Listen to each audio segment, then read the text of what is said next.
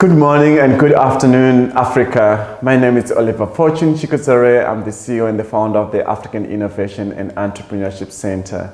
Welcome to the third episode of our first series of Africa Brics Hidden Potential. And our first guest today is Mr. Patrice Ngahane, and he's the CEO of Patrice Rope Works. Welcome, Mr. Patrice. Thank you, Daniella. I want to ask, what is the background, what is your business about, and what is the background behind why you started your business? Daniella, I started my business early 2012, and then at that time, I believed that I could make a change or impact in the oil and gas industry by providing anti-corrosion to the operator of the oil and gas facility. Why? Because when I was an employee, I was working a lot in the oil and gas industry, and I see that I can give the same opportunity to the young generation by creating employment. So with PRW, who is Patrice Rope Works, we can give to the oil and gas the technician, mechanical, electrical, boiler making, welders, rope access, and especially the NDE technician. And I believe also that we can impact in the renewable energy, especially the wind turbine.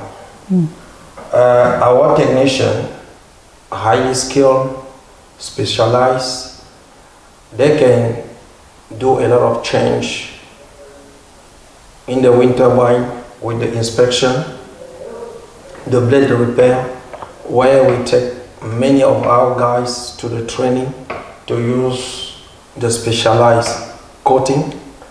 And then we think also that we have a big role to play in the cement factory, food, beverage, pharmaceutical, marine. And I want to just add something regarding especially the cement factory. In the past, I witnessed people die in certain factory that I cannot name it, but just because of the lack of safety. So with PRW today, what we are trying to do is to bring our knowledge to change that and stop that people can die. And our technique, since now we are working for 11 years, is we bring a lot of change in that environment. So I want to pass our skill to the young generation. That's a great submission, Mr. Patrice. You talk about, when I was growing up, you hear about oil and gas and mining, you think, no, this is for white people. This is not for us as black people. But that's a great submission of what your company is doing across Africa. And I think, as you say, passing the skill to the next generation in order for us to build the hashtag Africa that we want. And thank you for bringing Audrey with. Audrey, what has been the experience of working with Dad? And I mean, I know you're still young, maybe half of my age, but what has been the experience for you working with Dad? And what can you, what any input or advice can you give other young people about entrepreneurship in Africa? Well, my experience working for my dad has been good. If I do say so myself, I've learned a lot about the company and all that has to do with entrepreneurship.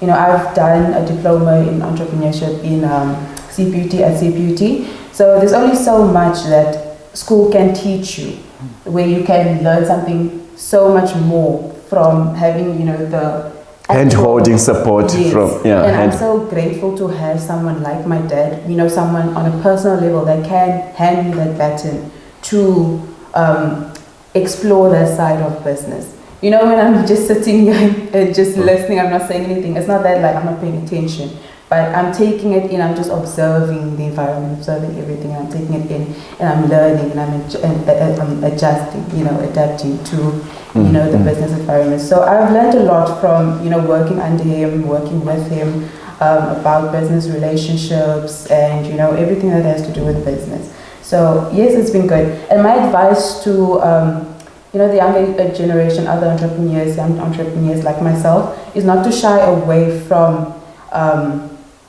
the experiences that our parents are trying to, you know, to teach pass us. on. Yes, it's okay to have, you know, your own thing. You want to do this, you want to do that. It's okay. But it doesn't hurt to have, you know, a variety of skills.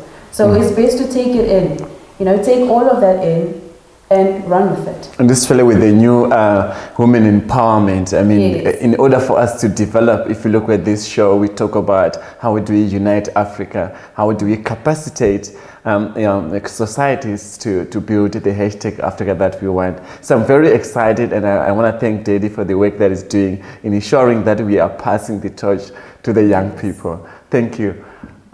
Daniella? Wonderful. Mr. Patrice, tell us about you've spoken about some challenges that you faced in the, you know, asset management sector. Talk to us more about other challenges and opportunities between the face of South African and Cameroonians in the sector itself that you're familiar with. Coming on the challenge, yes, I cannot name it all. But my challenge especially is the patronage as an ingenious company. Especially when you are a black company, there is a lot of challenges you are facing. And is where we always sometimes need the government to empower us a lot. But I can also say that there are boundless opportunity, and then the market of our activity is very vast. It's just to push and you can pass the boundary. What is the response from others of what you've been doing and how you've been plowing into the community?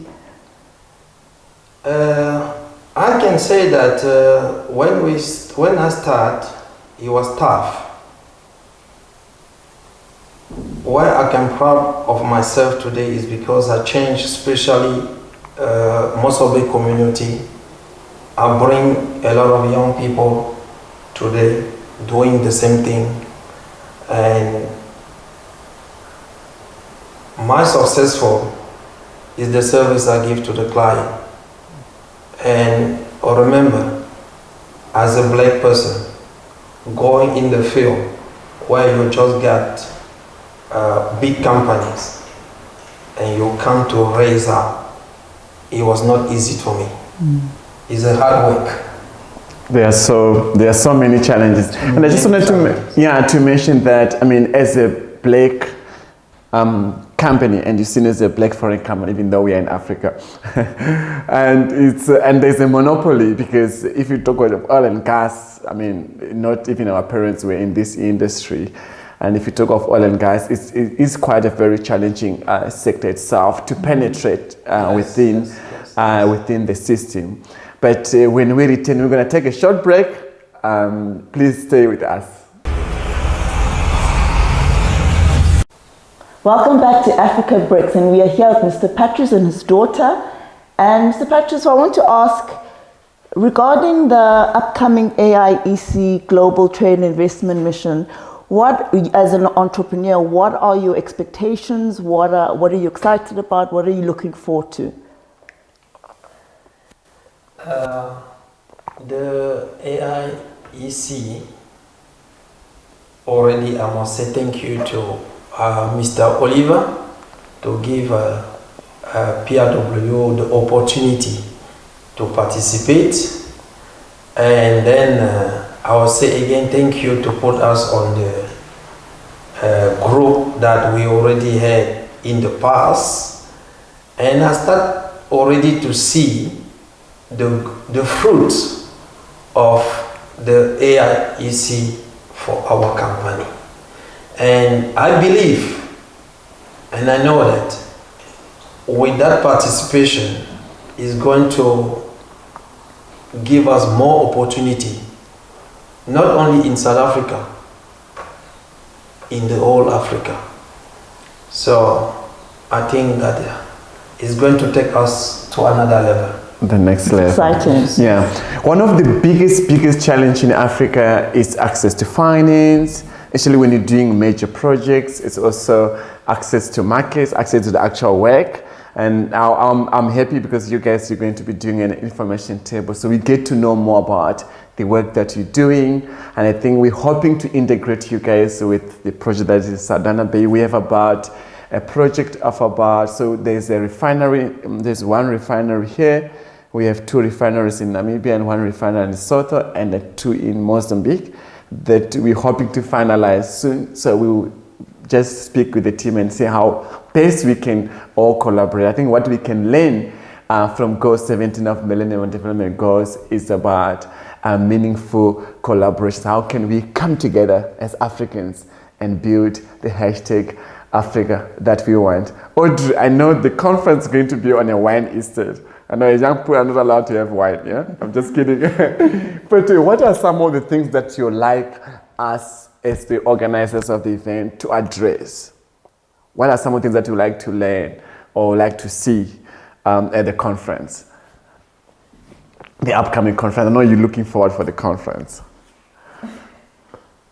Sorry, can you repeat your question? My question, the upcoming AIEC Global Trade Investment Conference that which you and Daddy is going to participate. I know it's going to be a great program, and I know you're looking forward to it. But is there any specific things, or what are some of the areas that you would like us to address as the outcomes of the conference? Well, you did mention that some of the challenges within this industry is getting actually getting access to the market and getting access to the job opportunities. So I'd like for the AIEC to sort of promote this challenge, make it a way to all the participants that are going to be there, and so that we can come together and solve this problem and help each other out to address it. And one thing I like about events, I like marketing, because for me, marketing is creating an awareness about a product or service. And when we actually come together, we do business together. So definitely, I mean, because most people thought, oh, we're just doing agriculture, we're not doing other sectors. But I'm happy that we have oil and gas, we have all other sectors, creative industry, multimedia. And the whole idea is, how do we come together? How do we come together and work together and help each other, even if it's just knowledge sharing, whether it's finance support, whether it's collaborating on projects, take hands and build the hashtag Africa that we want. Absolutely. Yeah. And it's also about supporting and elevating each other. Mr. Patrice, do you think that we as a continent are progressing, in your opinion? Before I answer your question, I can just add another thing on what Audrey was just saying.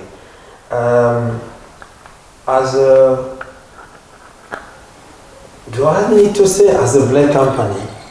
That's fine. On this show, it's fine. Yes. we sometimes face a problem of finances. And sometimes when you got the project, maybe with the government, for example, like what we are basically doing now with the municipality, and then we just get another tender with center.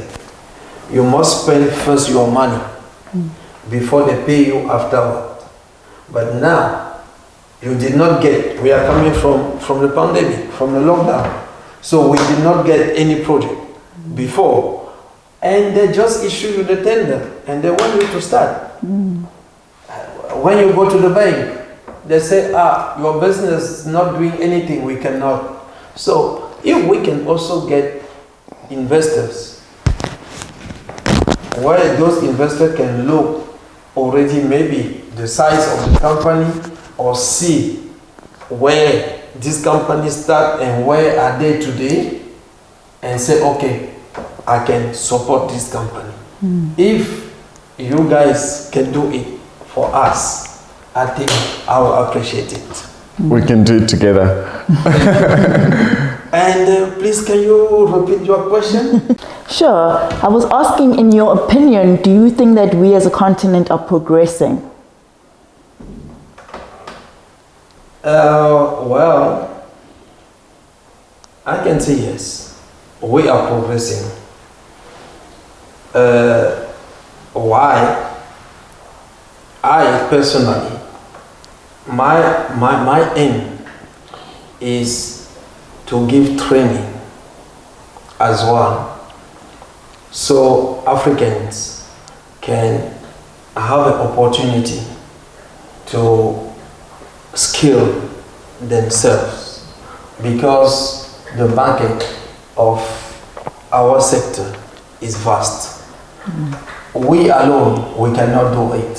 So we need to hold the hand of other Africans to achieve together with us. And look, something we forgot to talk about earlier. I mean, one of the things that you guys are busy with is setting up a training facility and a training center where you can actually train young people about the work, the sector, which is oil and gas, the different the trainings that you guys are going to be offering.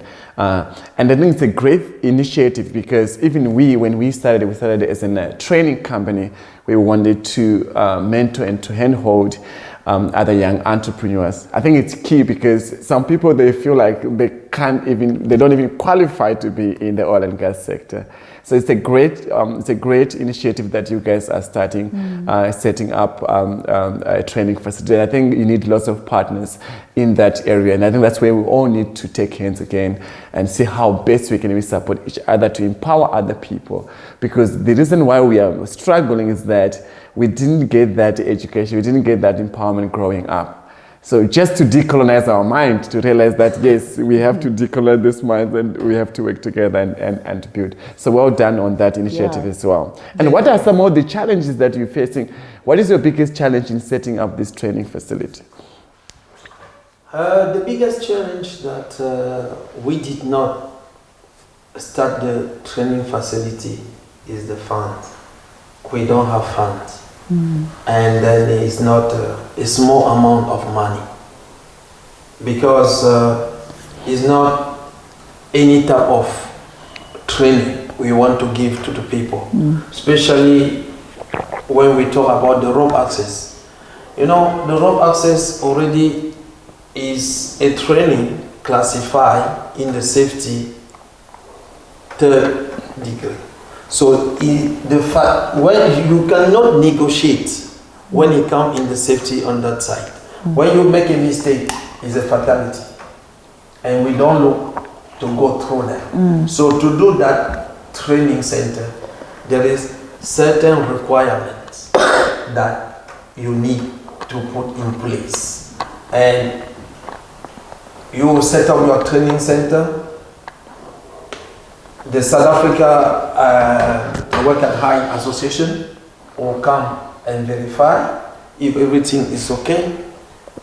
We are talking about something like many millions.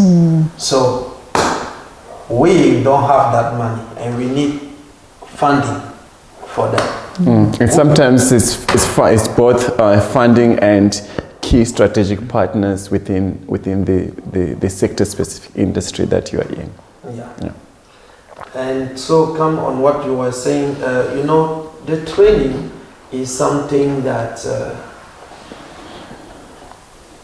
myself today, people think that I am an engineer, but I did science. But when I got the call in the training sector, and I grab it. I teach myself. I still with my eye. But with everything I got here for more than 40 years, I'm in this industry. I don't just want to die with it. I want to give it to the young generation. To pass the and skill. to pass it to the young generation, I have to put in place a training center, get the qualified trainers who can do the job, and I can also just give my input, and there we can solve a lot of problem of poverty, job creation. It's wonderful. So we've spoken a lot about challenges. What are you most proud of in all the years that you've worked in this industry? What keeps you going? What inspires you to keep on going? This is a tough question. Okay. First of all, I was passionate, and with time, I start to see opportunity to create job to other people. And where I come from and the way we grow up, I don't want to see other children going in that way. So, and it just motivates me every day that, you know what, you must create something to change the life of other people. And I don't know if that question, that answer is answer your question. You're leaving a legacy that's, worth celebrating. I want to leave the legacy. That's the reason I'm holding the hand of this one that, hey,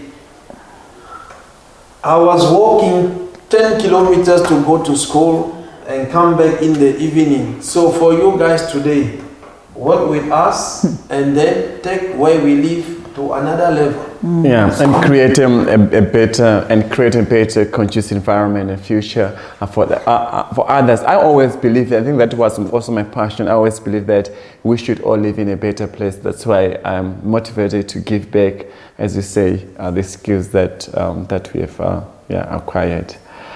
Audrey, if you can look at the camera, what are any last words, any comments you like to give to our audience, entrepreneurs, young people out there? Well, I just want to thank the AIEC for inviting us here to this interview. And I just want to mention, you asked if we are progressing as a continent. I believe that we are, because if we have an organization like the AIEC where we have people that are willing to come together and move Africa forward, then surely we are progressing as a continent. So thank you very much for inviting us. Thank you. Mr. Patrice, any last words you like to give to our audience out there? Yes. As Audrey said, I'm just going to follow the footsteps of Audrey. That I think AIEC, that what they are doing is a great job. And I really encourage you for it. Through AIEC, I already get contact in Ethiopia, in Ivory Coast. He's going to pay tax afterwards. I'm going to charge him tax. So really, and see us moving to the next level through you guys. Thank you. Yeah. Thank you. And thank you. You're welcome. And that's what we are striving for, to create a community of entrepreneurs so that we can be able to help each other. There's a company that inspires me a lot. I don't know if they're still available, but they're in the Netherlands. I used to work a lot with the Netherlands embassy, and they're called Brainport. And what they do, they organize annual exhibitions and annual conference for the whole week. And this annual conference is when entrepreneurs come together. A lot of things are happening simultaneously, sharing knowledge, working together, but you become part of a community. So if you struggle with something, you can pick up your phone, call midnight and say, guys, I need some help. And that's what AIEC is trying to do. Daniella, Djan, our host, thank you. What is any last words to our audience? Thank you. It's so inspiring to see father and daughter really plowing into the different sectors that are very hard to penetrate, as Oliver mentioned, and very inspiring. Thank you so much for joining us. Thank you. Thank you so much. Thank you so much to our guests and our hosts for joining us on our 3rd episode.